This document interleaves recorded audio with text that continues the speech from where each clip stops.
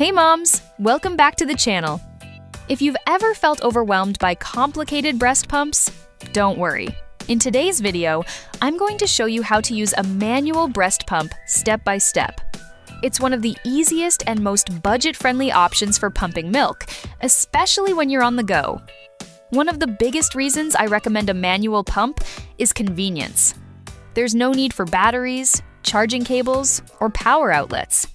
It's lightweight, quiet, and gives you complete control over the suction level.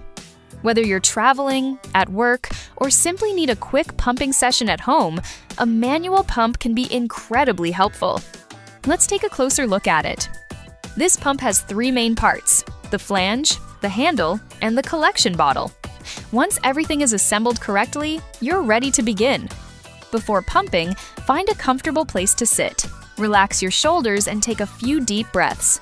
Being comfortable can make a big difference in milk flow. Next, place the flange over your breast and make sure your nipple is centered inside the tunnel. Press the flange gently against your skin to create a secure seal.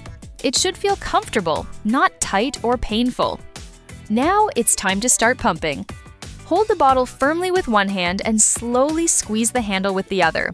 Begin with gentle, steady pumps. This helps encourage your natural letdown reflex and can make pumping more effective. For the first minute or so, use a slow rhythm. After your milk starts flowing, you can pump a little faster if that feels comfortable. Remember, every mom's body responds differently, so don't worry about matching someone else's pace. As you continue pumping, you'll notice milk collecting in the bottle. Keep going until the flow slows significantly or your breast feels softer and more comfortable. For many moms,